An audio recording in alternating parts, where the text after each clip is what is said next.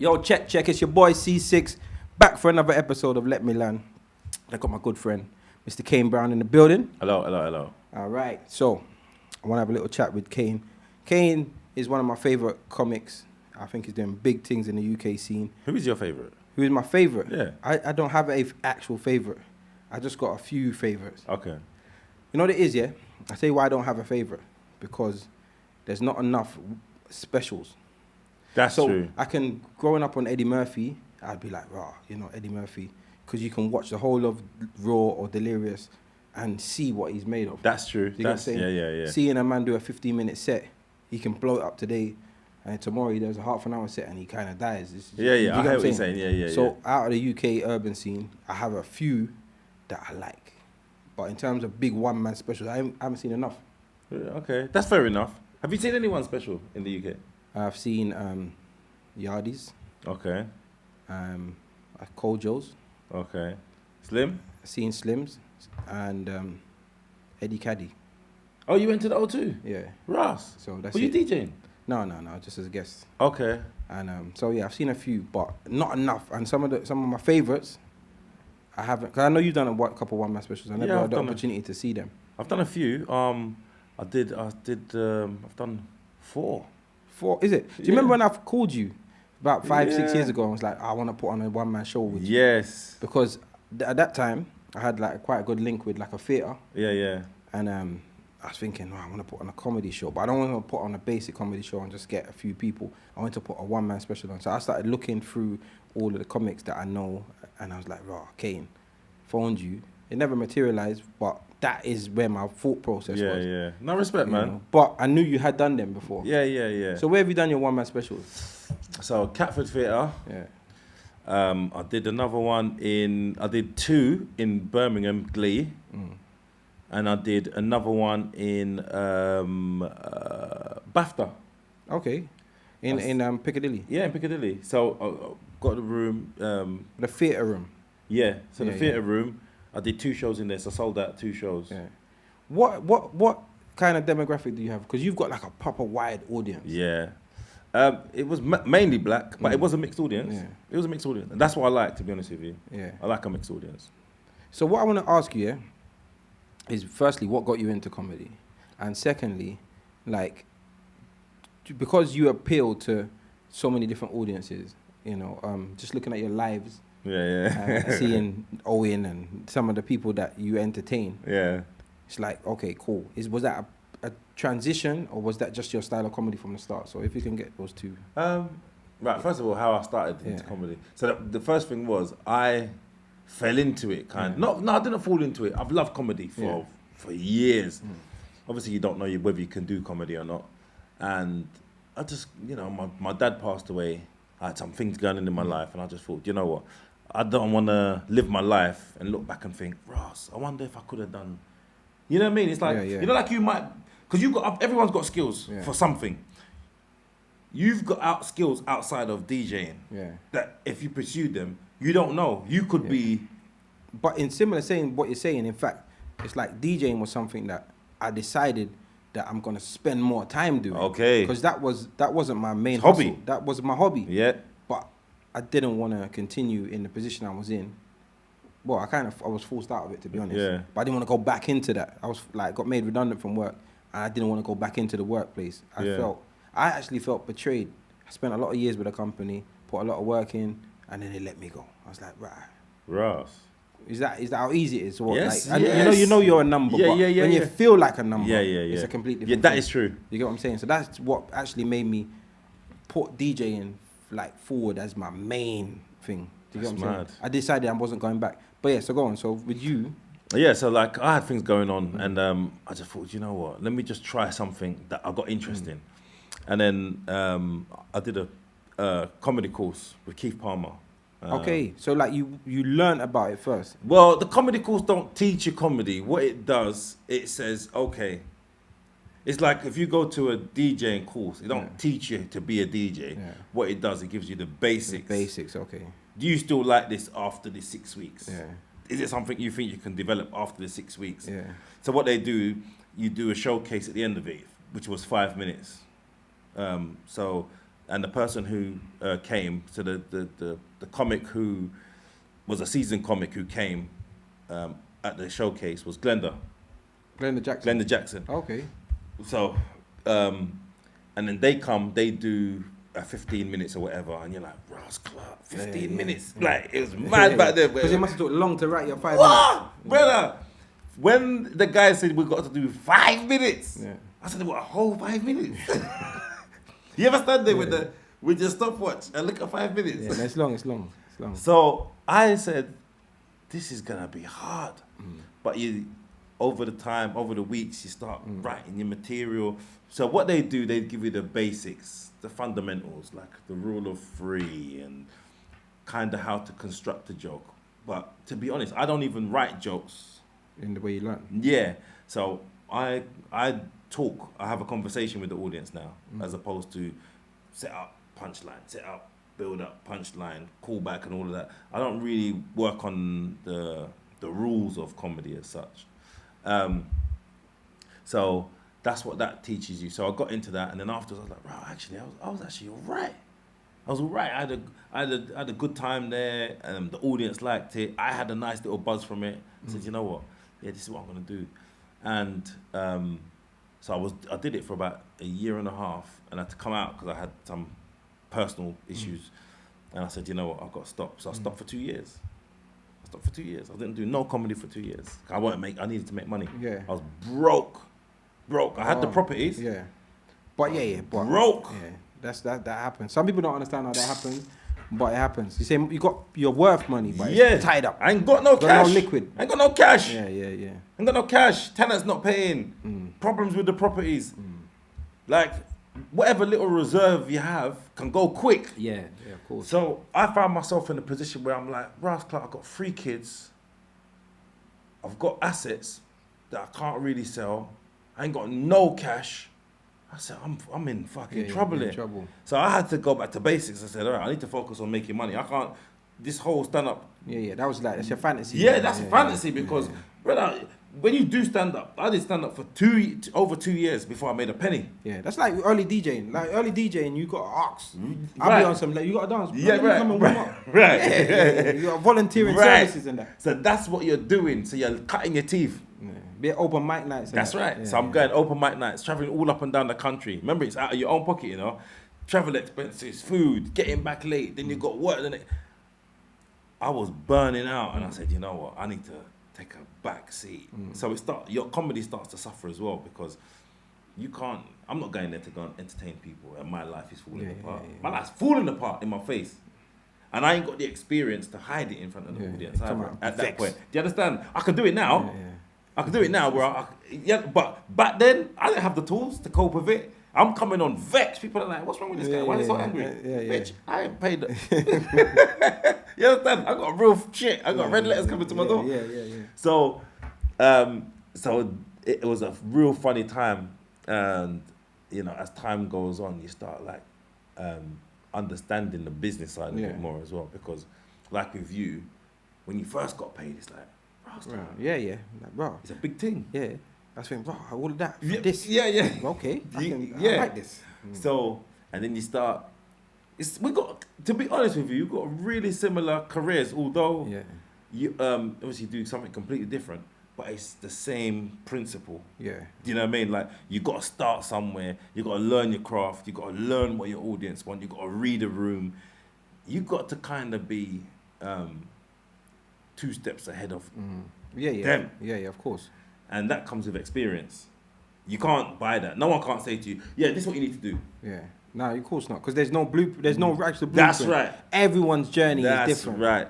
Yeah. So you can kind of look at people and but there's no guarantee if you did exactly what they did, it's going to work for you. Yeah. You've got to kind of find your own path. And so what year did you actually start? So what year was your open mic night? Ross, not your open mic night. What year was your course? Ross, 2000. I think it was 2005. You know. Okay. So 15 years. Yeah. But you know what's mad, yeah?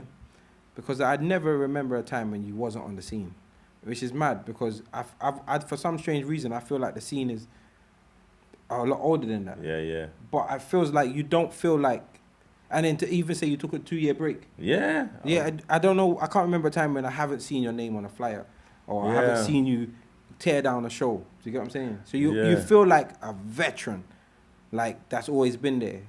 Yeah, which is mad because, to be honest, in comedy terms, I'm a baby. Yeah. Like, comics, when you look at comics, and you look at their lifespan and you look at when they start making it and start being themselves, because it's about finding your voice.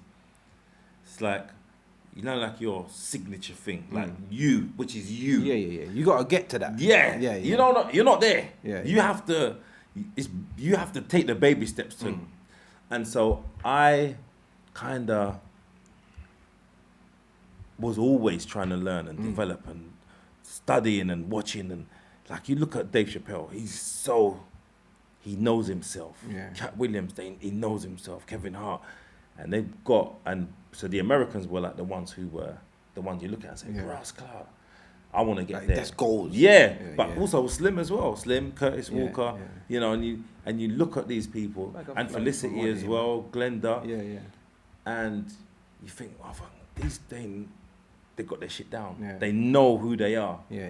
And it sounds strange, but if I threw you on stage, you wouldn't be yourself. Yeah. You become this caricature of what you think people. That's right. Because I used to get told, Yeah. oh, you should try comedy. Obviously, because when I'm with my friends, You're the funny one. You running joke, but I know I can't go in there and be like. And so then Michael told him, it wouldn't make no sense. They weren't there. They don't know Michael. So like it would be shit. Yeah, you're funny around familiar people. Yeah, funny around familiar people, and you're with your friend them, and it's got to be comfortable settings. Yeah. So I don't. It's something that I know to come to the stage, and like I couldn't do it. But what I admire about you. Yeah, is that you have, I don't know your style of comedy, but I feel like, as you say, your voice, you found your voice. Yeah. I feel like your ability to freestyle. Now, I don't even know if you're freestyling. Yeah. Because it could all be written. Okay. But it comes across like you're freestyling, and you speak to someone in the audience, and then it just goes off, and it connects, and then there's a punchline, so it feels like at one stage, I'm not gonna lie, I thought that you planted people in the audience. I get that sometimes, you know, because it's too perfect. It's too perfect. I think he knows that guy. I remember DJing. Where was I DJing? I can't remember. Maybe like a Wahala or something. Yeah. And you come out. I think it was the first person you spoke to, and then you would a lot of back and forth. His girlfriend said something. Then it set up everything. So for that whole night, there was like 1,000 jokes about these people, and it was ongoing, and the whole audience was in. So I can't remember the man's name, but let's just say it was Michael. Yeah. So Michael and his girlfriend were now a part of the show. Yes. I thought it was a setup. Yeah. I was saying, well, this guy's a genius. Man's brought his props. For serious, I thought you brought your props, and that I was thinking that's the only way it makes sense to me. But that's good that you think that, because my style, I want it to feel like a bit like magic. And also, I want it to be, this could only happen tonight. Yeah. That's what I want it to feel like. As in, I don't want you to feel like you're going to come and see me next week and you're going to get exactly the same thing. You know the template. So I know I'm going to get. So I always, and this is what I was talking about as well before. Because on the black scene, we've got fans. We've got fans. It's not like on the mainstream circuit where a lot of them don't have fans. They can just keep the same material. So the mainstream, yes. The mainstream is what is the mainstream? So the mainstream is like basically the white clubs, the white comedy clubs. So like Junglers, the Comedy Store, all of that. Glee Club, and that's called that's the mainstream. Okay. And so the black circuit is obviously predominantly black comedians, predominantly a black audience, predominantly black subject matters that like in jokes, things that we get that I get it. I get it. And so what was I saying? So you're saying in the white club? Not the white club, you're in the mainstream. But it's like so. So I was saying, so because we've got a following, we can't just keep regurgitating the same thing all the time because people would lose interest. Yeah, can I laugh? Can I get a belly laugh twice out of the same? At the same thing. It's a bit mad. It's hard because they know what's coming. Yeah, and it don't matter how funny it is. But people will say, all right. So I used to get sometimes, and all of us got it, where you do a show maybe Friday, black show, and then you do a show Sunday, Yeah. and then someone who was at the show Friday is at the show Sunday. Yeah. Yeah, but In theory, you shouldn't even be there. thank you. In theory, you shouldn't be there. Thank you. How much comedy can you really like get a life? Right, I'm joking. right. But, yeah. No, but it's in. But they're coming there judging you like, Yeah. yeah. But I heard that. I heard you did 2 jokes that were the same. Listen, But you shouldn't come be on. here. You went out on Friday to comedy. That should be your dose for the week. Not saying that. I'm not trying to shut your business down. But in theory, the shows are aimed at the same audience. So if you pick show A, you shouldn't be going to show B. And this That's is why, the, yeah, I get it. This I is get the it. problem. So what we were having, the issue we were having was people were coming out and seeing you really close proximity time wise, Yeah. and then judging you saying, right, you did like some of the set that you did tonight was the same like what you did 2 days ago. And you're It's thinking, like, why was I get it. like, how the fuck do I know who was in the audience? Yeah. You think every time I touch the stage, everything that comes out my mouth is brand new? That's one of the hardest things that I see for comics, because me DJing in the comedy shows and being a part of the scene, I see it a lot, and I also have that feeling. Even though I'm coming from an informed place, I still feel it because I've heard. Oh, here we go. Yes. But your job is hard, and if you've got a class, if you have a joke, yeah, it's like doing a mix, for example. If I mix these 2 tunes together and they bang, Yep. and the crowd love it, I want to get that feeling again. Yeah. And I can do it again in a different audience. Yes. But I don't want to be known. I don't want to be playing out and you hear me play this. He's going to play This that was next. gonna- Do you get what I'm saying? But so I get that. But if you get a solid joke, how tempting is it to now do that again? Like if you ever have a slight issue, or like you're just not getting that. Yeah. That- I think the main thing is not to give a fuck. Yeah. You can't. Yeah. See, if you try to please everybody in the audience and you start overthinking, you're in big trouble. I can imagine. You're in big trouble. Yeah. So what as far as I'm concerned, if I know that today I'm gonna do a similar set to what I did a few days ago or last week, I can't care about the 5 or 6 people that might have come to last week's show. 100. I can't. Don't let it throw you off. Don't even think about them. Pretend they they don't exist. That in the equation, Oh, my flies Russ, in this pussy clout, I think it's the window. yeah. In the equation, I have to completely take it out. Yeah. Completely, because if even 1% of me is that's where my brain is. Yeah, it throw you off. It throws you off. You lose the energy, you lose the spark, you lose the and what it is when you're doing stand up, you want to be inspired while you're on stage. You want to get into a space where your mind is so free that things are just coming to you. Yeah, and you're just flowing. Yeah, because I've noticed if a comedian feels good, or he comes across that he feels good, Yeah. he's laugh. I don't like comedians that laugh at their own jokes. Yeah. But if you laugh in a happy way and like you're vibing, then I guess that's transferable energy. Yes. Do you get what I'm saying? Yep. But if you tell a joke and laugh, I find that so irritating. Yeah, but what it is, it's about authenticity. Yeah. And I think that's where, with you don't want it to be, oh, you just laugh at your joke to try and get the audience to laugh. Yeah. But if you're Genuinely. But yeah, I think that's transferable. Because someone Yeah. like Dizzle, for example, I've seen Dizzle say something and can't control his laugh. And then it's funny because he's trying to compose himself, but he can't. Yeah. Same, there's a few comics that are like that. There's someone like Richard Blackwood, constantly laughing at Yeah, him. yeah. But it's like he's not trying to laugh. Like he's bursting out. I think it can work It for can some work. Yeah, not and for if you got everybody. if you got a funny laugh, that's as well, that helps. That helps. That helps. Yeah. But I think that comedy is such a real strange art form because every time you go in a room, it's different.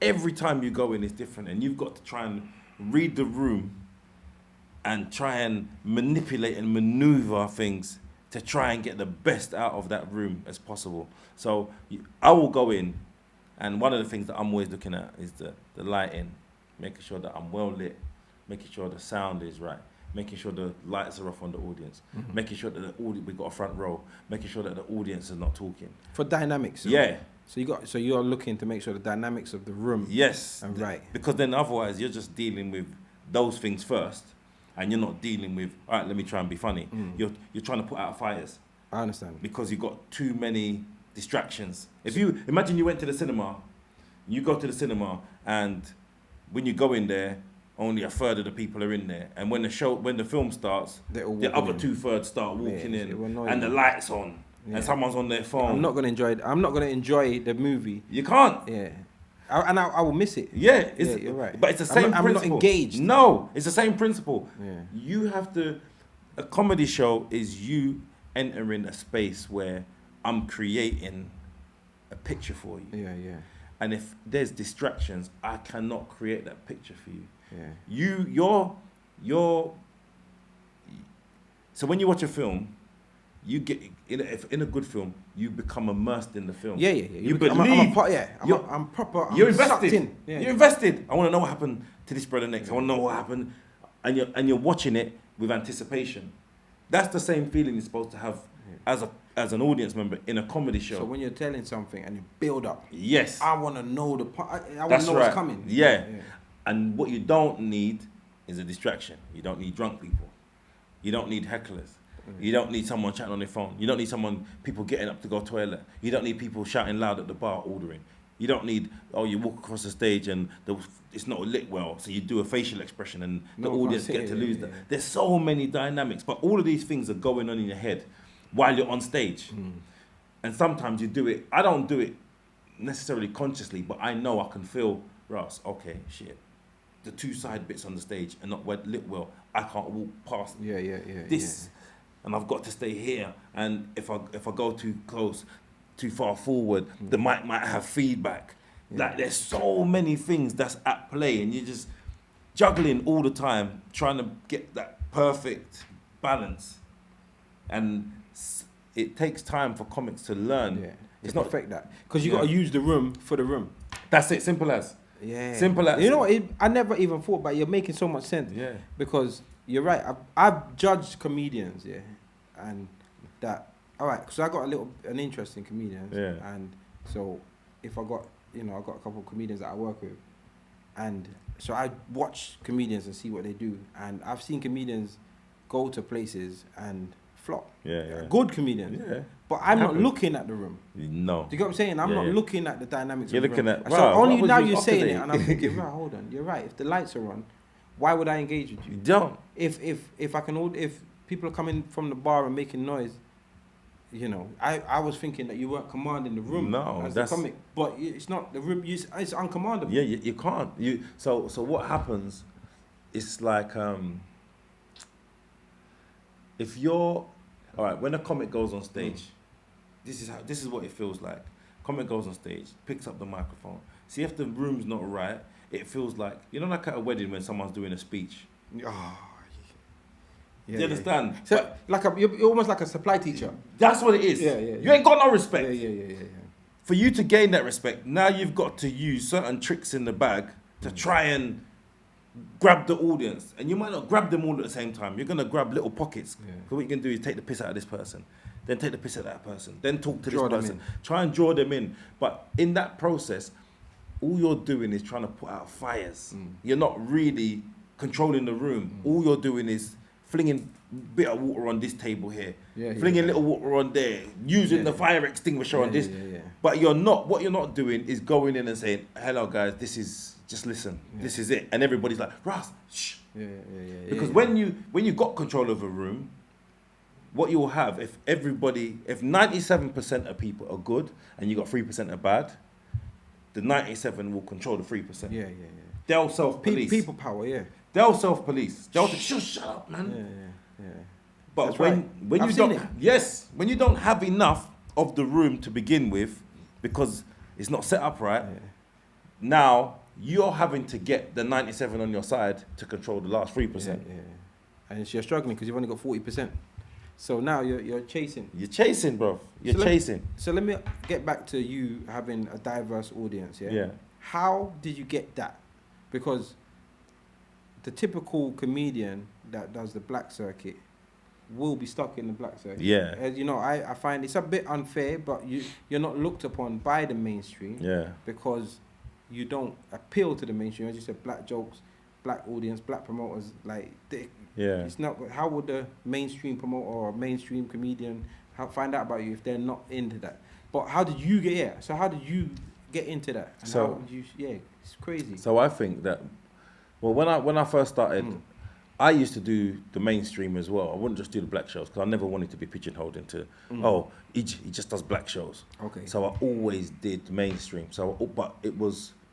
So when you did your open mic nights, you'd go to. Yeah, all that's different- right. So okay. I'd go to the open. I learned my craft on the mainstream circuit regarding doing 5 minutes, going to Derby, going to Croydon, in some little pub somewhere in front of 7 people, and learning my craft there. That's what I did. I travelled for a couple of years, just going up and down the country, learning, because I didn't want to be a black comic just for black people. That's no good to me. I can't get nowhere with that. Yeah, but it gives 4%. Yeah, as simple as you can't get nowhere with that. So, and I love my black audiences, but for longevity and for making money, I can't be sitting down waiting for one promoter to call me up. And he has a show every 3 months. That's madness. Yeah. So I said, right, from early doors, I'm going to do mainstream. And it took a while to kind of get to grips with it. But what it is, once you do, and you can become your authentic self in front of those audiences, they love it because this is something they've never seen. Yeah. A black comic on a mainstream circuit, if you're authentic, Gold. Bro, Yeah, I agree. It's mad the love that you get because they've never seen anything like this. You're not conforming, so it's dangerous. Yes. They love that. Yes. Yeah, they love that. You bring the same energy that you know. You know what it's like, bro. You go to a black show, you DJ at black shows, and it's like it's wild sometimes. Like the laughter and the energy in the room. It's like white shows are normally very polite. Yeah. They'll laugh. They might laugh out loud, but there ain't no man's. There's none of that. So you kind of give them a sample of that kind of energy. Yeah. I remember, when Willie Robo first came over here, he was beasting up everywhere, bro. Like, because no one had ever seen anything like this. Yeah. He come with the American swag. Listen, but it was top quality American. And he started doing the mainstream circuit. And no one had ever seen anything like this. Anywhere. We might have seen him on Puff Daddy's Bad Boys of Comedy. But the white circuit had never seen it. Yeah. They'd never seen anything like it. They see a man stand up there with a microphone. And and he's doing jokes, just joke. They never saw something so dynamic where a man's doing voices and animation. Yeah. They never see that. Body work. Bringing life to the art form. And so that's what a lot of black artists bring, is they bring another dynamic that a lot of mainstream acts can't bring because they've not honed that craft. So do you think that the black circuit is like, sometimes they say if you can drive in London, you can drive anywhere in the world. Have you ever heard that? Yes, this is the so black circuit. Is the black circuit black circuit's the acid test, 100%. Well, listen, when you go to a black show and you see someone struggle, they die. Yeah. We're unforgiving. There is no. If you aren't that good, you're shit. Yeah, that's right. That's it. You can't be. There's no. You're good. There's no or middle shit. ground. There's no middle ground. There's no. It was alright, because then I never liked you. Yeah, but like, you didn't make them belly laugh, and you're gonna be on a lineup with 3-4 other men, and at least one person or two people are gonna make your belly laugh. So now you're shit. Yeah, because I don't even remember you. Who's the guy on the first one again? Yeah, nah, right. He's dead. Yeah. That's it. So now you're competing at a high level because you're competing with guys that are veterans now, who have been doing the circuit 15, 20 years now. All right, listen, I want to ask you a question. Do you think that promoters promote comedy shows, or like when obviously now it's the norm, but at the time, like a dance? So in a dance, you got your DJs, but you got your top DJs, and then you got your little warm up guys, and you use the big DJs to pull the crowd, and then you kind of fill it out with the regular DJs. All right, cool. With that being said, when the comedy shows, the comedy goer, if that's not Like even how you say it. audience. The Yeah, audience, yeah. they're not usually. We're not going to the open mic nights. Yes. We're not doing the shows with the 7. Like enough of the people in the Hackney Empire or the O2 or wherever. Yeah. They're not one of them 7 ever. Yes. Yeah.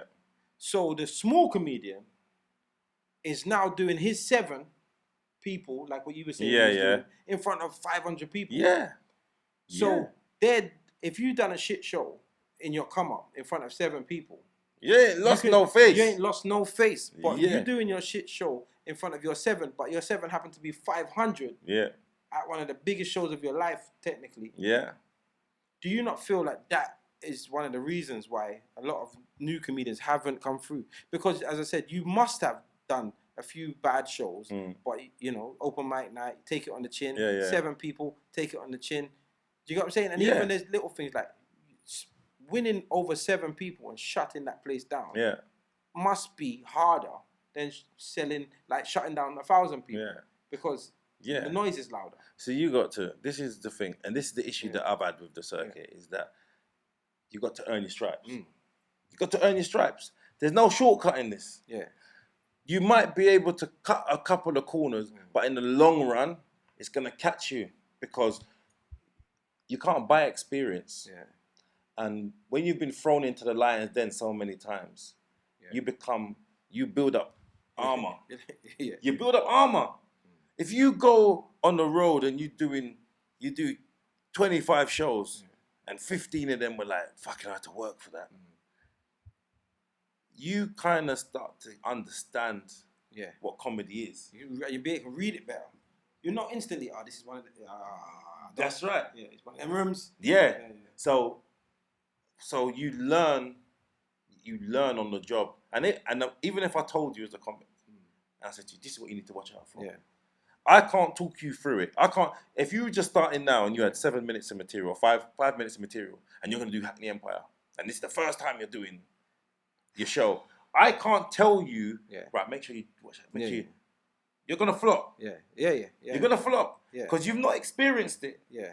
So like the open mic nights, the smaller clubs. Have to do them. That's literally the path. You have to do it. Because I've seen some guys do their first 2 or 3 shows and they're on big things. They're on big things, big comedy shows. Yeah.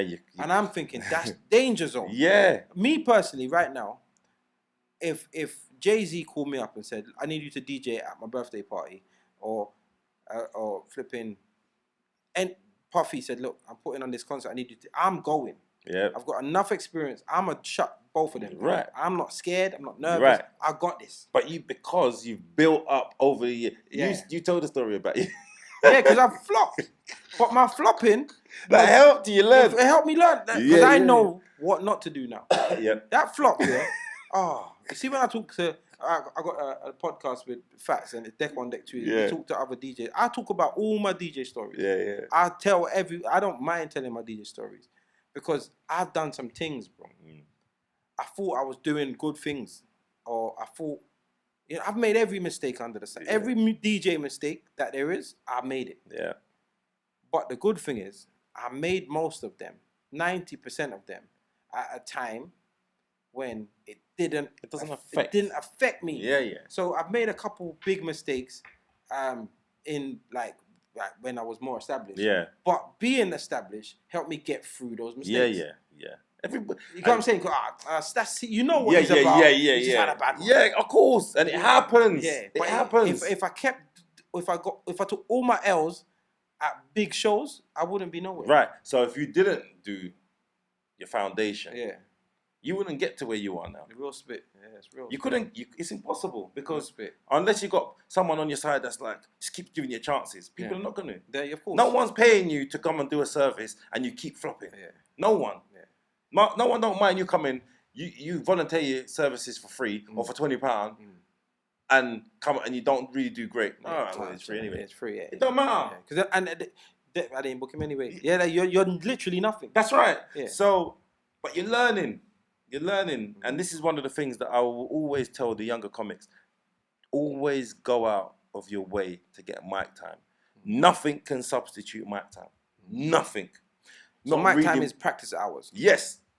Not watching other comics, not watching DVDs, not reading up on comedy, not sitting down writing in the room.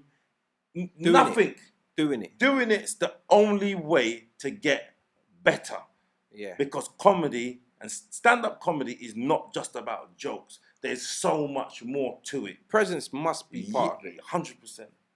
Because you got one thing I have noticed from sitting on stage with you guys and watching from a different angle. Yeah. See, I watch from a similar angle to you. That's right. Yeah, and I watch who works the crowd. So someone like Slim doesn't stay still. Yeah, he's pacing up and down. Yeah, and he seems to give. I don't know if he does it on purpose, but he gives the left side, the right side, and the center equal attention. Yeah. Do you get what I'm saying? Yeah, it's intentional. So you come over here and be like, blah, blah, blah. And then walk over this side and rare. Yeah, yeah. So it's like he's tying them both in. When you see some people come out and just stand up in one place and just face forward. So I feel like the guys over on the left and the guys over on the right kind of feel disconnected. Yeah, yeah. Is that something that people take on board? Like, do you have to scan the room? Because I know, as I said, from being on your side, you can't even see them. Yeah, yeah. Right. So the lights and shit sometimes. You have to pretend to be looking at them sometimes. Yeah. Because the light's in your eyes. But you have to give the impression that you're looking at them. To engage them. Yeah. Oh, okay. So few comics can do it where they don't move. Few. Most comics have to address the room because it's easy to lose an audience's interest, because if it's like having a conversation, there's 5 of us in the room and me and you are doing this. These other 3, they tap out. They can tap out. They're not going to be sitting down there like, because I'm not part of it now. So you have to, like, even when we do like the Indigo too, I'll always look upstairs as well. Yeah. I can't see them. Yeah. But I'll always look upstairs. Because you know they're there. They're there. And I don't want to feel as if I'm just addressing downstairs and they're getting all the laughs and whatever else. And so I'm mindful of, you see, if I'm taking the piss out of someone at the front, I will make them up top know the information. Yes. So, because you can't be like, his trainers. You kind of got to paint the picture. So he's wearing... Right. Yeah, okay. You can't just leave it to people that can just see it. And also, if someone shouts something out, you got to repeat it. This is a mistake that a lot of... The heckler. Yes. Because most people don't hear the heckler. They don't hear the heckler. And all they hear is you responding to somebody, but they don't know what was said. So now, they're not engaged. It's like telling a story from the middle. You got to tell the whole story. You got to make sure that the audience are involved. Yeah. They've got to be in on the joke. Yeah. So a lot of people, what they do, they lose control of the room because now they think it's a battle between them and the heckler. Yeah. But that's not what it is. Yeah. The battle is, I'm going to use what you just did against you, but I'm going to make sure everybody turns on you. So you've got to take what they've given you, tell everybody what's happened, give your response, and now this person feels small. Yeah. If you just go in on this person, people, what did he say? What happened? What's going on? Yeah, who's that? Yeah, what's this? It starts to become a... first of all, they don't understand what's going on. Then you're going to be going backwards and forwards now. And you're not necessarily winning any ground because the audience and the rest of the audience are not on your side. Yeah. What's going on? Yeah. And if you look unprofessional. Yeah, of course. But if you do it the right way. You've got to do it the right way. Because I don't know if it was Jack D. Yeah. It's quite a famous clip. I think it's Jack D. Where he was getting heckled. I don't know if it's Jack D. I sound like I said famous clip and then didn't. But yeah, one of them comedians anyway was getting heckled. Jimmy Carr. Jimmy Carr. He don't play around. He was getting heckled and he twisted them up but you're right. He said what they said. Yeah. Responded to them, and then he said something else, and he just switched it on the guy. He said something about his mum, and the whole place died. Right. Like raw, and he just moved on. So yeah, Jimmy, I seen it. Yeah, I seen it. That's what. So but I have also, sorry to cut you. I've also seen comedians just addressing the heckler and been like, "What's going on?" I've seen it. Yeah. But so there's different ways to do it, but the most effective way is to do that. Repeat, and then give you a response, or because sometimes what the person says, they're just not being they might just be an arsehole. Oh, you're not very funny anyway. So some people, some comics don't have the confidence or the skill set to really have nothing to say to that. Yeah. So there's no point in you trying to repeat what he's saying and then don't have nothing to say on top of that. So sometimes it is good to either just ignore the person because it's not disrupting the whole room. You have to know when to bite back. You have to know. If someone's shouting shit out all the time and disrupting the room, you have to address it. But if you see like a couple talking or whatever, I always give them a couple of minutes because you don't know what they're discussing. It could be anything. I ignore them and just carry on. And see if they carry on or get louder. All right, what are you talking about? Now I've got to address it because you're affecting the circle around you. Yeah, and it just spreads out. So again, it goes back to controlling the room. Yeah. They, by disrupting, they're making that 97% become less. That's right. Aye. So now, there's a science to it. Yes, there's a science to it. And what you can't do, you can't allow to lose control of the room to the degree where now people are not listening and their mind is focused on something else. They're focused on someone dropping a bottle. They're focused on someone arguing. They're focused on people buying drinks or someone ordering drinks. Yeah.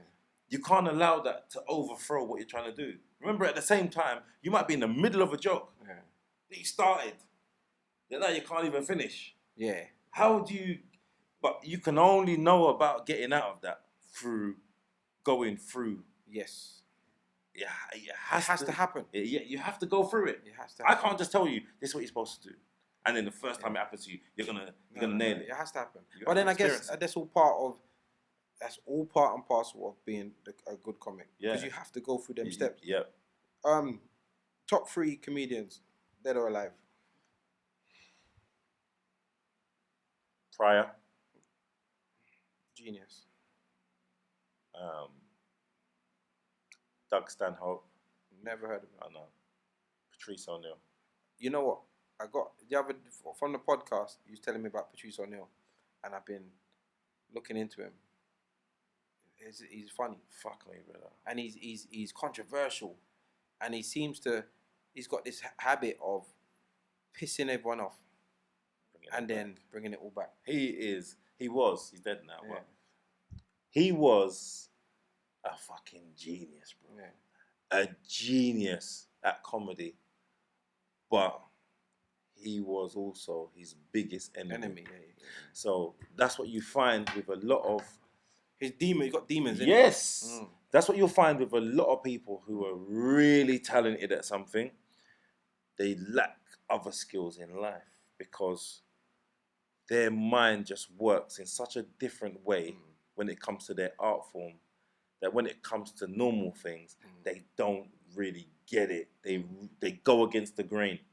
And that's what he did. But he was a comic who never went into a room and moved around. He'd even sit on a chair. This is what he used to do. A lot of times he'd sit on a chair, not move. But that's how much of a great comic he was. You see someone who can do that, all right. It's like, all right, as a DJ, you know what? I can get this audience if I play this track, because this always gets them on the dance floor. But to think outside the box and take a chance to get people on the dance floor, you might not do that. But this is what he did all the time. Yeah. He said, fuck the rules. Yeah. And so, obviously, he went through times, he must have, where his comedy was just not working. Yeah. He must have. Yes. Because nobody starts as that person who he ended up being, and everything's a smooth journey. Yeah, of course. So he must have gone through, I'm just being myself. They don't like it, fuck it. I'm going to just keep going. And I can't even describe to you how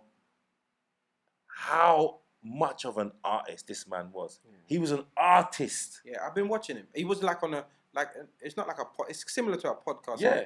But like, they just chatting. Early Kevin Hart was on there, like. Okay. So he tells stories about Kevin Hart, but I can't even rate him enough. He would be, hands down, he'd be the the best comic on the planet right now. If he didn't pass. I have no shadow of doubt. Yeah. And I'm talking about Paul Chappelle. Yeah. And Chappelle's great. Chappelle is great.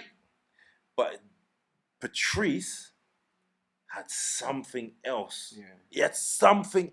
His social commentary. Yes, I seen him break shit down. Fuck. I think he was talking about like men and women or whatever, and he broke it down. That was his speciality subject. He broke it right down to the point where you're thinking, oh, he questioned every norm. Yeah. And they thinking, so when someone can make you question every norm, right? You can change your standpoint and everything, question your own opinions from a state and be funny, right? Yeah, it's no joke. The guy mad. he was serious. Yeah. And imagine he's been dead how many years? I think it's 8 years or whatever. It's just still, you could listen to it today. Yeah, it's still. I literally never heard of him, and then you was mentioning it, and I done my Googles, and yeah. Watch Elephant in the Room. Okay. That was his special that he done before he died. Amazing. Watch another one that he did called Mr. P. Oh my, bruv. Mr. P and Elephant in the Room. Listen, I'm gonna watch them. When I tell you, but Mr. P is like in like a little nightclub. But I think it's just the audio. It's just the audio for Mr. P. Elephant in the Room was his special, like in the theatre, blah, blah, blah. So that's amazing, but it's not as personal. Okay. Mr. P, bruv, the freestyle, this guy had everything. Everything. Every skill that you could want from a comic, he had. Everything.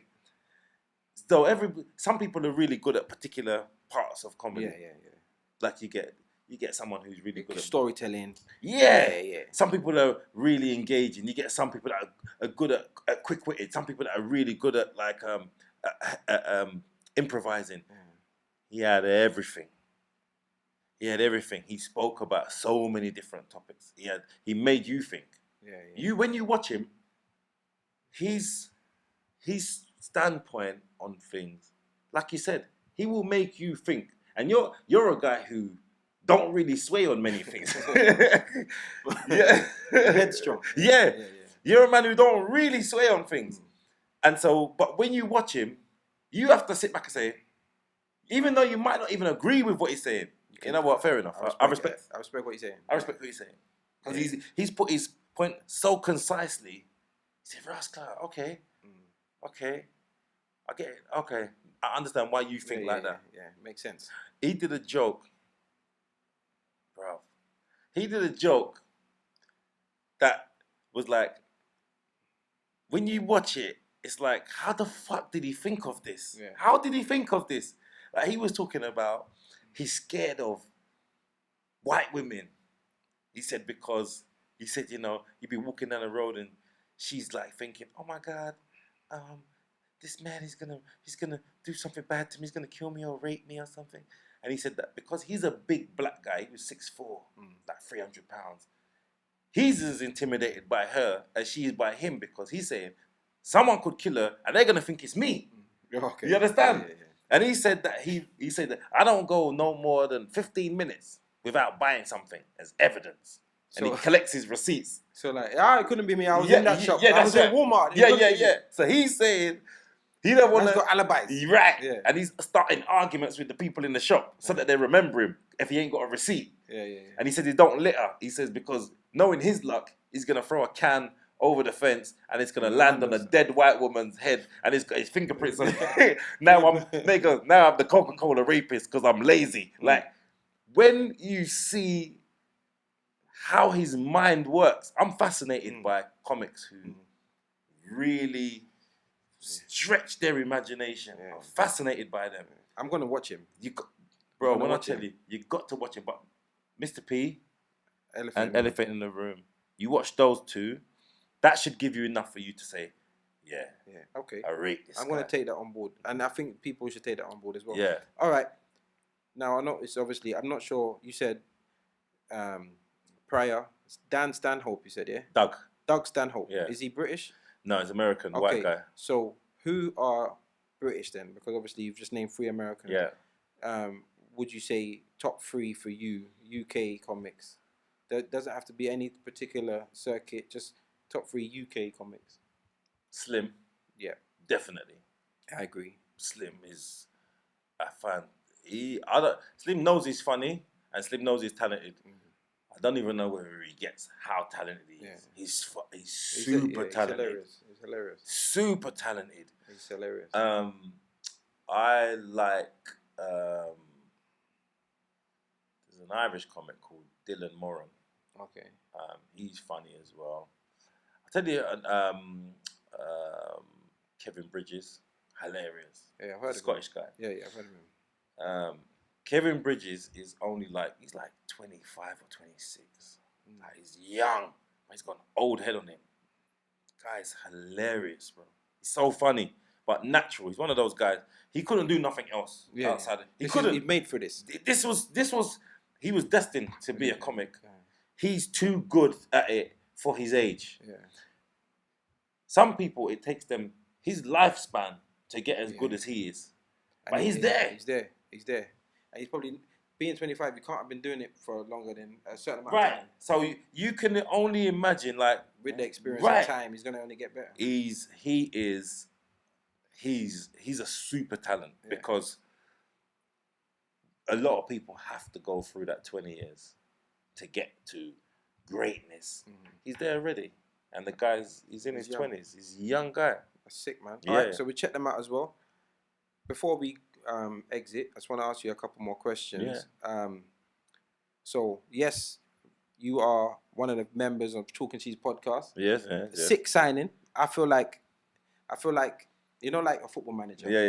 I'm not really into football, but you lot got me for free. I can get the analogies. Yeah. It's like when man signed you, over. I felt like I just signed Ronaldo. I just signed Ronaldo. For nothing. But Ronaldo's agent was shit. Because man said Ronaldo. Didn't negotiate. No negotiation, and it was it's a fantastic signing. I feel like obviously we all know you separately, but I feel like you've connected very, very well. Like I feel like you've taken the podcast to a whole next level. You've made everybody. You've put me on my toes. Like obviously, I get a little bit touchy. And I moan and whatever. Yeah. But because I try and be serious. Yes. I'm trying to be serious. Because you know what? If my nature, I'm not a serious person by nature. But that's what it brings out of you on the podcast. It brings out because I'm not a comedian. Yeah. So having I'm not the Joker here. In my circle of friends, I am the Joker. Yes. I'm the guy. Yeah. So I'm telling my jokes and there's like that imaginary symbol, you know.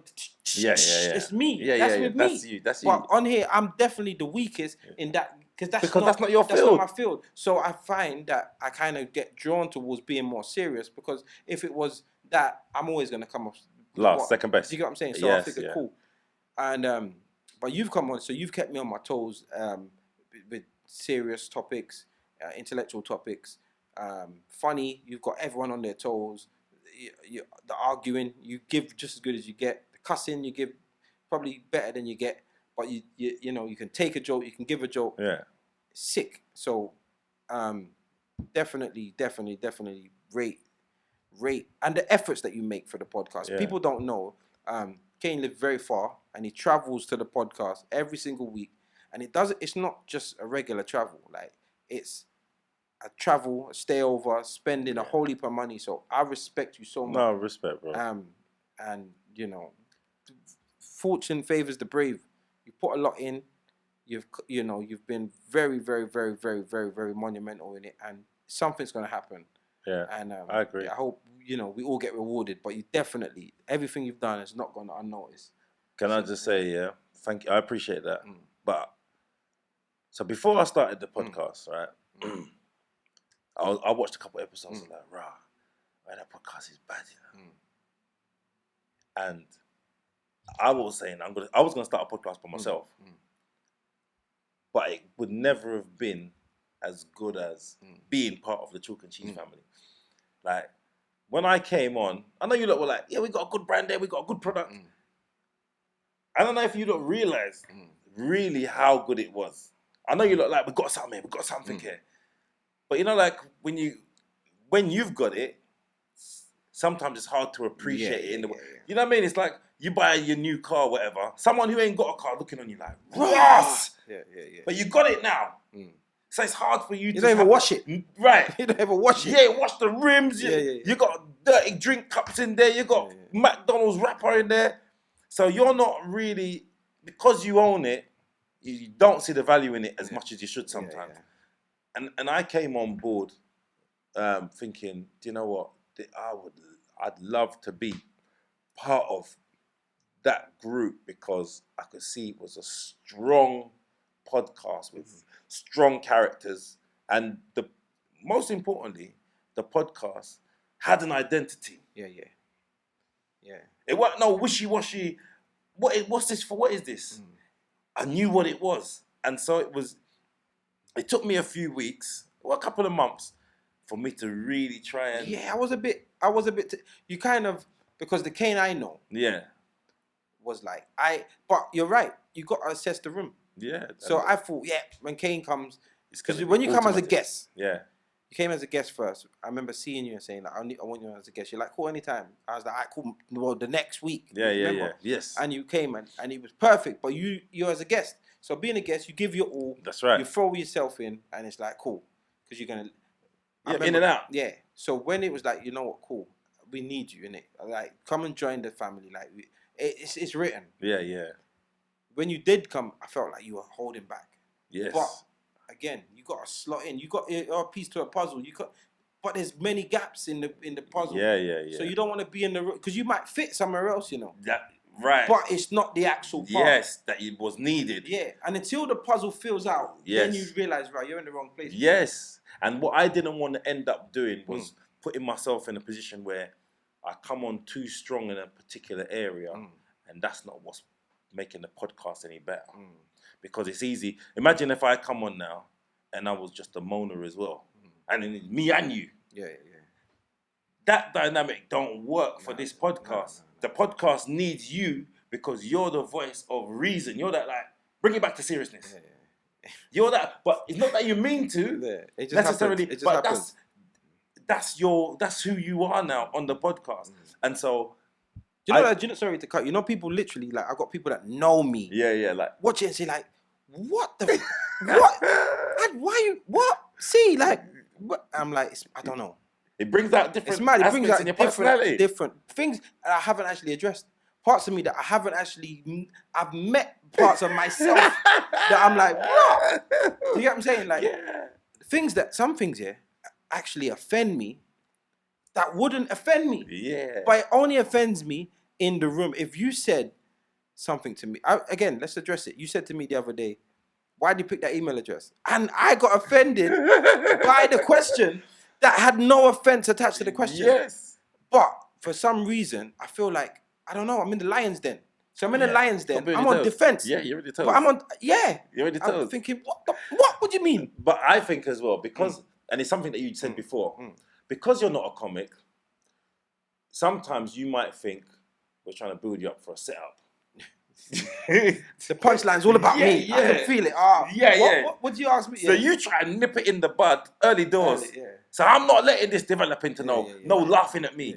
So it's mad because I'm on this. I ain't no dickhead. Yeah, right. Like what? Yeah, that's the mad thing. Like the podcast, when I first started, it brought out aspects in my personality that I was like, Ross, is this who I am? Like, because I felt like I couldn't take a joke either. Because you lot, it's relentless. I remember saying to you, sorry, oh, you're not as intelligent as you. And you know what, what I noticed, this is the thing. My type of jokes, are very blunt. Yes. But they've always been very blunt. And I tell you what made me realize this, I met some people that I met when I was a youth. Yeah. And they were like, you used to be feisty, you know. And I don't remember that part of me. Honestly, I don't remember that part of me. But what I realized is that my joking, my banter, it's cutthroat. Yeah. You idiot. Yeah. Right. Do you get what I'm saying? There's no like build up for funniness. It is just, I'm going straight to the meat. Yeah. So I'm going to say, you come, it's intelligent as you think, but I'm joking. And I expect a laugh. Yeah. Do you get what I'm saying? But if you look at it as an isolated incident. It's like, this brother's rude. Yeah. I've read some of the comments, blood, and some of the comments is like, oh, C6 is so rude. And I'm like, I still don't see how it's rude. Yeah, but this is the thing. This is the thing about comedy. Yeah. Comedy is, it's not just what you say. It's how you say it. Yeah. It's the context in what you say. Yeah. There's so much to it. It's your tone. Yes. Your tone is so off when it comes to comedy. Because when you get upset, see, you can be funny. Yeah. You can be really funny. But what it is, this is what happens with you. You allow your emotions to override. So what happens is now, even though you're thinking, say something back funny, you've got, you add that venom. Serious face. Yeah. Serious tone. Yeah. And like you're not laughing at nothing else. Yeah. But then you want to run joke. Yeah. So it's like, but you add the venom onto it with, like you said, with your facial expression, with the tone, and you expect it to be, yeah, but I said it as a joke. But yeah, it's not received as a joke because you didn't say it as a fucking. You didn't really say it as a joke. You said it as a defense mechanism. Yeah. Rather than as a joke. Yeah. The first problem that you had, which you're definitely much better at, is that you didn't laugh at yourself as much. Yeah. See, once you own someone having a dig at you, you can't. The Eminem theory, innit? It's not really the Eminem theory, but that's he won it, innit? Yes. You can't say nothing worse than I can say for myself. Yeah. That's what Dizzle is amazing at. Yes, I own it. Yeah, the guy that Dizzle will say something about himself that you can't top. Right. What are you gonna say now? Yeah. A man say, "Oh, I shit on a girl's bed." What can you say? You can only add to it, and it's but already you bad. can't take his power. Yeah, you he's can't. won. So I'm not saying that you've got to do that because that's not in your nature to do it. But what you got to learn to say, do you know what? Yeah, that was funny. Yeah. Even though it was at my expense. If it was someone else, would I have laughed? Yeah, of course. That's the thing. You see this? All right, listen. A part of the way we are, like as humans, is all right. So I got a newborn son. Yeah. Right, I was looking at him the other day, but when he was just born, I was looking at him, and I'm saying to myself, "Bro, he don't know nothing. He don't know hate. He don't know ego. He don't know, vanity. He don't know racism. He don't know anything. He's just as innocent as everything. Right, yeah. And everything that he's gonna become is gonna be what he's taught, whether by me, whether by the world, socially, TV, everything. He's a sponge right now. He's just gonna take it all in. And I'm thinking, I want to give him everything, and I want him to. I swear, bro, I started telling him affirmations. Yeah. Because I want him to be great. Have to. But when I was growing up, my dad, because he was like her. He had a big name on the road. Yeah. Nobody messed with my dad. Even coming up, he just had so much respect. I had respect in places like based just on your name. Circumstantial. Just based on my name. Yeah. I could go certain places. I remember being out as about 15, 16, going somewhere, and a man said, "Yeah, man, you're good. Never seen him before in my life." And he let me and my brethren into this place, and he just dealt with everything good. And when I left, he said, "Tell your dad." I said, "What?" See. And my brethren thought I was the man. And Yeah. You know what I mean? So, but my dad don't play no silly games. Yeah. He used to tell me stuff like, if a man see you and say, "What go on, blood?" He said, "That's a test." Yeah. He's testing you. He's testing your So I now was schooled to think that a man saying, "Yo, blood," is him trying to boy me. Yeah. So a man do that, I'm on some what? Yeah. What? Do you get what I'm saying? Yeah. Because it's mad. But that's so when I was the young innocent sponge, I'm taking in all of that. I know it's come from somewhere. So there's enough things where I ain't, as much as this is so hypocritical, I am good at cussing. Yeah. I will cuss you. I remember being in school, cuss man till they want to fight me. Yeah. Cuss man till they cry. Cuss man till they want to rush me. Yeah. But I've never been good at taking it. Yeah. And the reason I've never been good at taking it is because I was taught not to take it. Yeah. But I can't separate it because a joke is a joke. Yes. Do you get what I'm saying? But when I'm with my friends, Yeah. you lot are my friends now, but like my friends, Yeah. I know it's a joke Yeah. because I know you. Yeah, 100%. I know. Yeah. You could say anything, But I know. but I know you because Yeah. I know where it's coming from. Yes, yeah. Where I'm still getting that. And now it's on camera. It's There's a lot of recorded. dynamics. There's dynamics. You think because sorry, one of the things that was happening is that a joke will be said in the studio. Yeah. And then I'd be out on the road. Yeah, people. And a man try to run the same joke. I'm like, I don't know you. You get what I'm saying? Yes. The first thing, I think it might have been episode 1 or 2, talking about corned beef, like being poor people food or whatever. And it was just an ongoing joke. Man say, you look like corned beef. Put out pictures. Yardy does the picture thing. Yeah. Anyway, I see a youth and he tried to run the corned beef thing on me. Now, this is early doors. Yeah. Yeah, you're not ready. You're not Same expecting brother. that. You're like, who are you talking to? Who the fuck? Yeah, like, yeah, do you get what I'm saying? Even the other day, a brother was like, "Bro, can I have a word with you?" I'm walking. It's not an alleyway, but I'm by like a train station, and from the train station to the street is like an alleyway. It's not an alleyway, but if you got a little walkway. It's a little walkway. Yeah. So I'm 2 man in this walkway. I'm walking this way. He's walking this way. Yo, blood, can I have a word with you? So I'm like, what? Literally, like, what? The whole face, everything, my stance, everything. Like, I don't know. I'm thinking in my head, I'm like, what if it's on? It's on. Yeah. He's like, blood, sick podcast, and then I'm like, oh. So I'm thinking, bro, I've got to stop being like that. Yeah. But trust me, it's. I've analyzed it recently because I never knew I was like that. Because my circle has been similar for many, many years. I was going to say, because your circle's tight, you've not had to address certain things because it didn't bring out that aspect of your personality. No.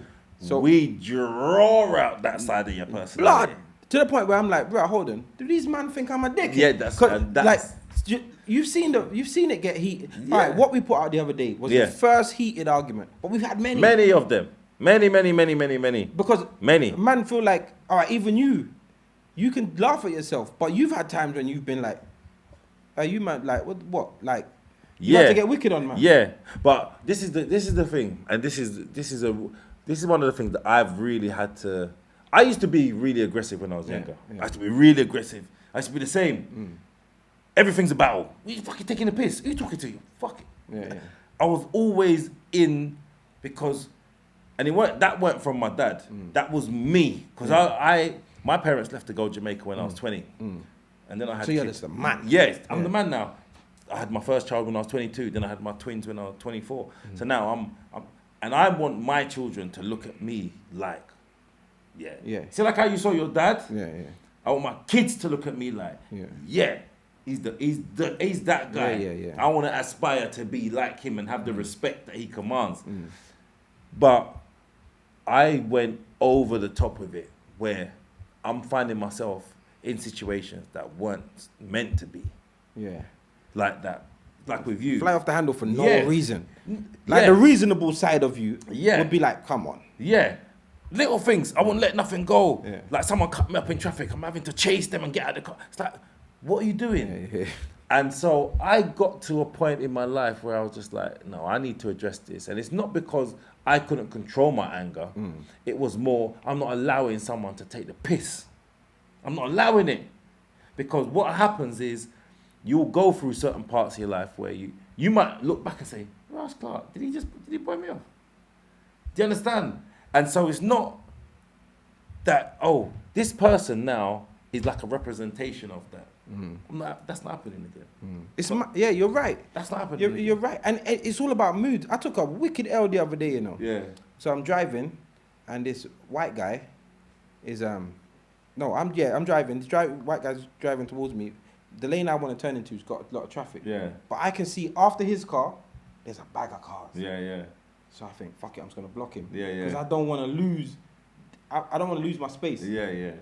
And I come past, and literally like I slow him right down, and then he walks past his my car. But back in the day, I would have spun around. But literally, blood, I just laughed and said, I deserved that. That's it. I deserved it. That's it. Literally, I deserved that. I could have even taken a bit more. Yes. Maybe a middle finger. Yeah. And I just smiled and just let it go. But I can do that now because I'm literally looking at it and thinking, raw. But there's back to the podcast. It's unlocking different parts. Like, for example, Chris, I know Chris, with his friendship circle, Yeah. has no issues with speaking and saying what he wants.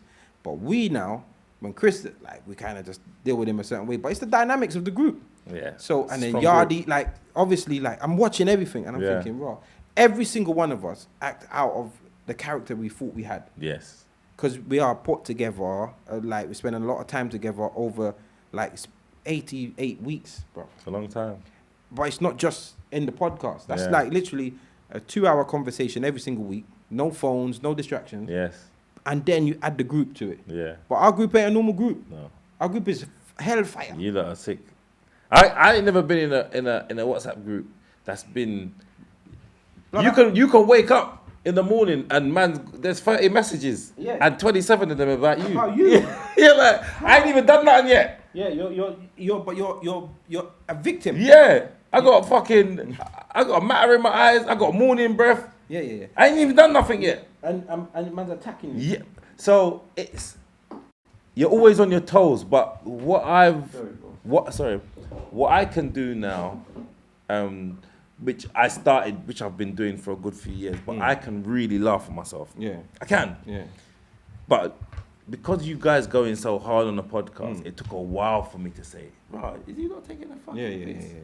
Because you're thinking, well, I can laugh at myself, but these guys are going OTT with it. Yeah, and like with you, I don't want to go out and roll and people like, you're fucking ass, pussy, oh. Yeah, Like, right. bro, don't take it too far. Like that, them man, they said that. And this is the issue that I've got, is whatever your character, people think they know you by what you show them. Yeah.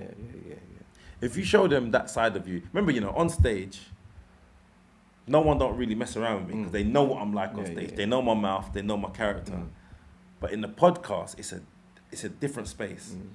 So now, if the podcast now blows, that's where most people are gonna know me from. 100, and that's the and they're gonna get their thoughts of you from that. So they're either gonna see you in real life and be shocked, see you on stage and be shocked, but they're gonna have their opinion on you. And that's why I have the same issue, because literally people that fully know me laugh at the podcast. Because they're like, right, you're moving crazy. And then other people are like meet me and be like, oh my days, you're so cool.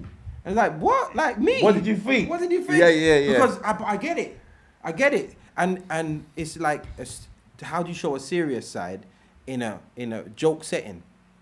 But to me, I'm like, how do you joke in a serious setting?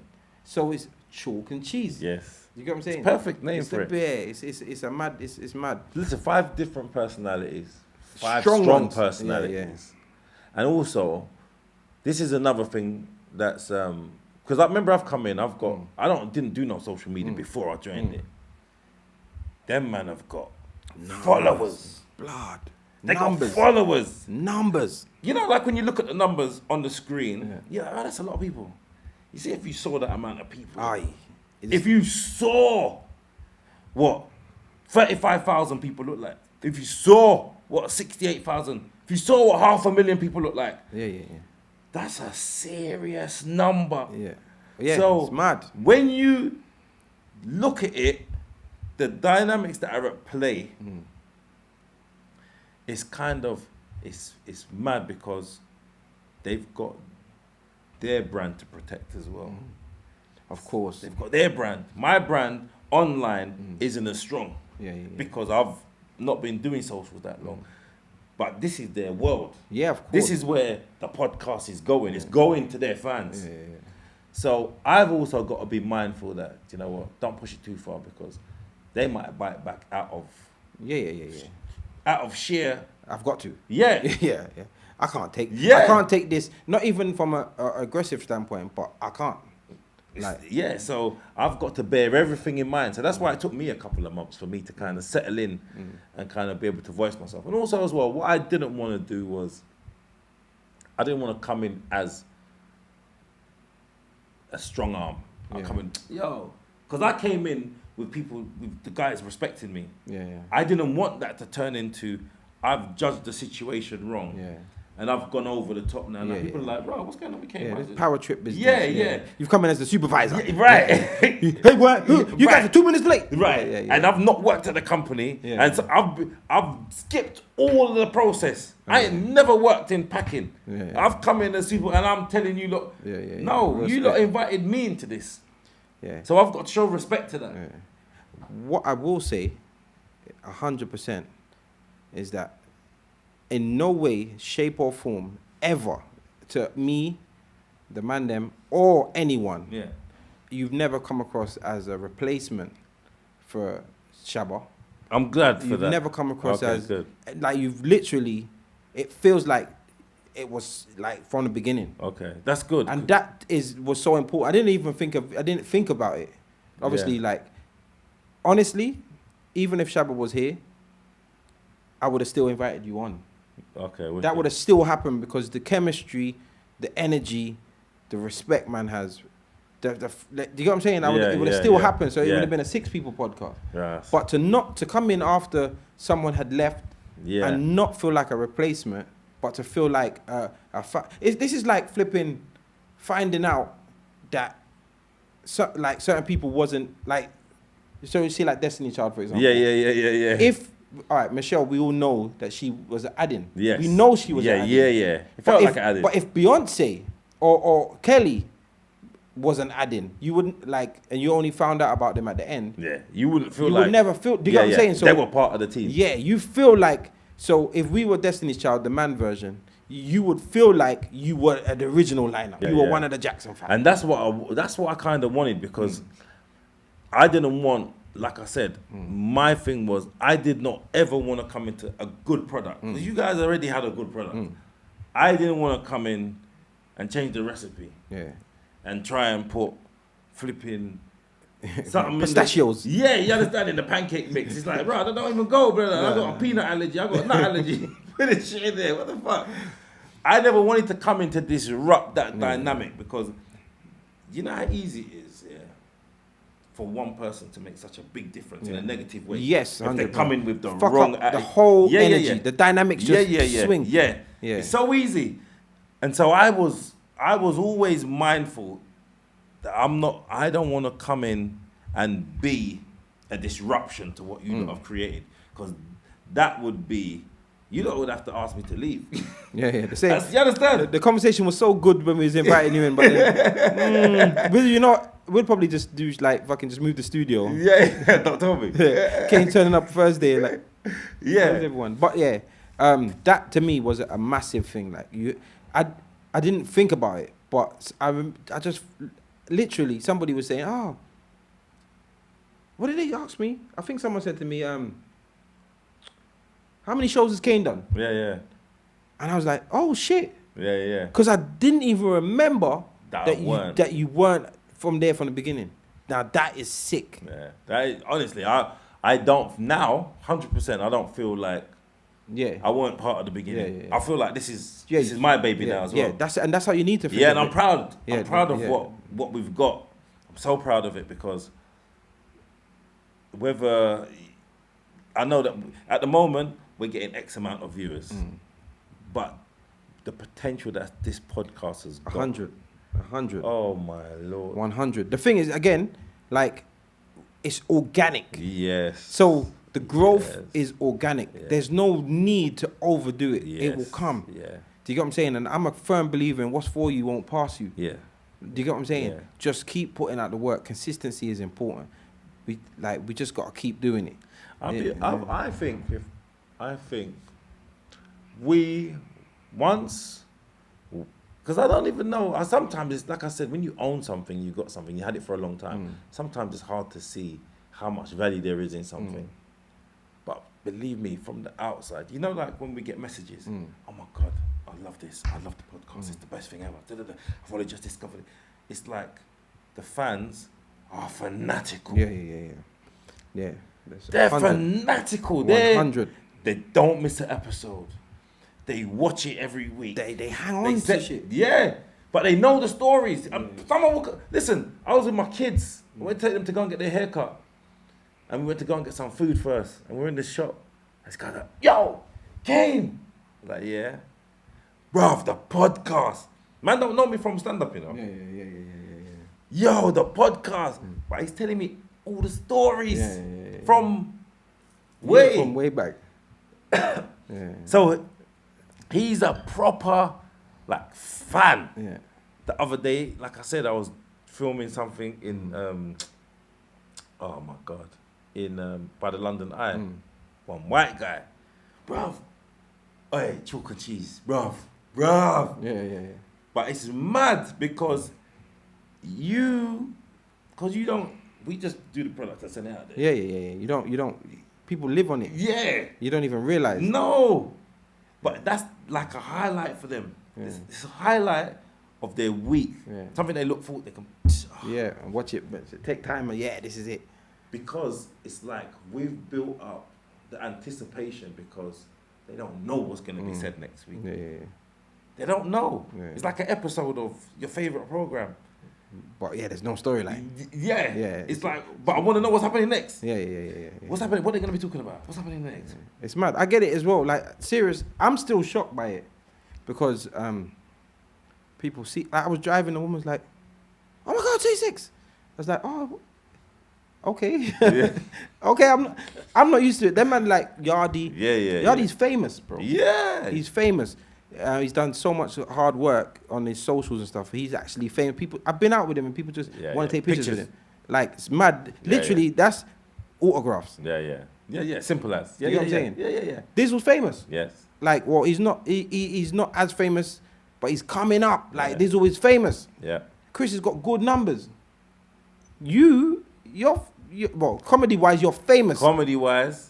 But you've got that as the fact that you ain't been using your socials and you still got like the numbers you got show that you're up there. But to me, I'm humble. Yeah. Like, I've done some good DJing gigs and I'm quite known in certain circles, but I'm good with being. But now you're out there now. But, bro, and then some people see me and they're like, bro. And you got a distinctive face. It's not even like you can say, who? Is that? Yeah. They know it's you. Yeah. They know it's you. A man see me and he was like, Achoo! Yeah. I thinking, what? I was even thinking, what the fuck is he talking about? Who's this, brother? I swear. I just thinking, what the fuck? Again, that's my standoffish side. Yes. Like, fuck.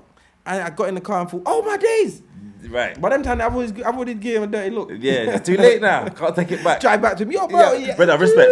Yeah. I feel the fuck. All right. Projects for you. You do your live every Wednesday. Yeah, 9:30. Is that something that you're gonna continue during lockdown and finish it, or is it got long term? I'll be honest with you, it's just like I've got to keep doing it because it's like the same analogy what I was talking about when it comes to doing stand up and doing in 7 minutes. I've got to learn my craft now. I'm learning my craft on social media, so this is another skill that I've got to learn. Yardi, Dizzle, Chris, they're a million miles ahead of me. They've been doing it for years. They get it.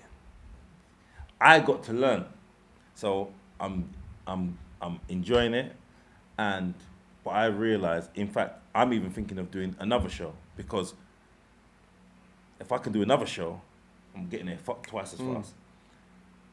I'm not scared of hard work. My issue in the beginning was I'm a real private person. Not a lot of people know.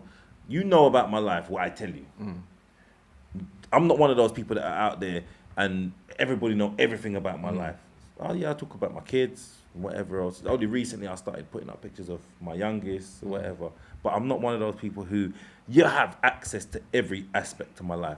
That's not me. That ain't me, and I don't feel comfortable with that. So I allow people in as much as I feel comfortable with. Yeah. And so this social media thing is a new thing, but you can't, in this world what we live in now, you can't grow without it. 100. Can't 100. grow without it. You mean nothing In the new world. a presence Yeah. on social media. That's just the way it is. It's a real spit. It's as simple as I struggle with mine. Yeah. Like, I try to put stuff up, but I'm like, like I'm active, Yes. but I'm just thinking, like, what the fuck do I do? Do you know what's weird? And I don't want to change my.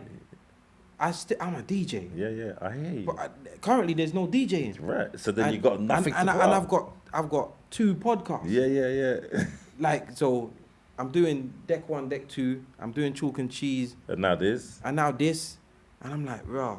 If I post everything that I'm doing, then there's no DJing shit. Yeah. I don't want to lose that because that's me. Yeah. Do you get what I'm saying? It's like you can't not be a stand-up. Yeah. You are a stand-up. Yeah. That does a podcast. And even if this podcast was to blow and they sign us for like $100 million, but if it was to blow and we got a good set, like I will still be the DJ. Yeah. Oh, so when we did our live show, I don't DJ at the live show, but I still want people to say, "Wow, that's DJ." That's DJ. But you know what though? This is what I will say because I understand what you're saying. That's your identity on social media. You're giving them what represents you. So I get that. But whether you want to accept it or not, people want to know other aspects of your life. Real thing. You can live in denial all you want and say, why would they be interested? They're interested. They're interested, see. So when you're saying, yeah, well, I ain't got nothing to pop about music. They don't give a fuck. They know that you ain't got nothing to pop about music because there's nothing going on. So what else is going on in your life, C6? We want to know. You're not going to know too much things. But that's what I mean. But no, I hear you still. But you have to give them enough for them to keep following you. Yeah. Because remember, your online presence is like your own TV channel. What have you got for me? Yeah. And I never saw that. I never realized that's what it was at first. Yeah. Because for me, I'm showing the same reruns of fucking Friends. Yeah, you understand? From 94. Yeah, you'll turn off. You say, fuck that. I'm cancelling my Sky subscription. Yeah. I've seen that bare times. So what I realized is, because I'm a private person, what I realized is, before I got into social media, I think, why the fuck would anybody be interested in that? Because I'm not interested in something like that. But I understand why now. You got people who are fans of yours and who love you. They want to have a peek behind the scenes, bruv. They want to. You never ever had the opportunity before social media to get as close to people that you admire. Real thing. Real split. Never. Start knowing shit that you're not supposed to know. And being brazy with the information. Yes. What, you never know that? You done that? Right. Oh, come on, man. Everyone knows that. Thinking like, what? Yes. Yeah, you didn't know shit about that. Yes. You never knew nothing about their personal life. So it's important to have control of it, but it's important to give them something. The audience needs something. Yeah. They need something, because if you just give them just music, all right. Well, the other DJs are giving us. I hear you. Again, you see, I've done that on purpose. Yeah. Because now I've learned something from you, and I've taken advice from you about social media, and you feel like you're not even, but you're I'm going to take on board what you've said, and you'll see the changes. Yeah. But you see what I'm saying? You've done a full 360. Yes. A few months ago, you weren't even thinking like that. Bro, before lockdown, I did nothing. Yeah.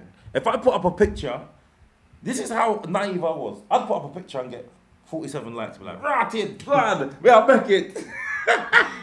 47. Yay! Hey, listen, What? it's a lot of people, you know. What? Yeah. Who liked it? Let me scroll down the list. Go on. All right. Yeah. Liking that they like it. Yeah. So, but it's your perspective, because now when you look at people that are doing numbers and you start seeing the interaction they have with their fans, you have to keep your fans engaged. Yeah. Because you'll see a man with 300,000 likes and 500,000 views. It's like, Ross, you got what? For doing what? But it's because you're giving your fans something. You're giving them, you're feeding them. But people, hey, listen, as long as you feed them, they're not going to yam. That's right. Enough respect.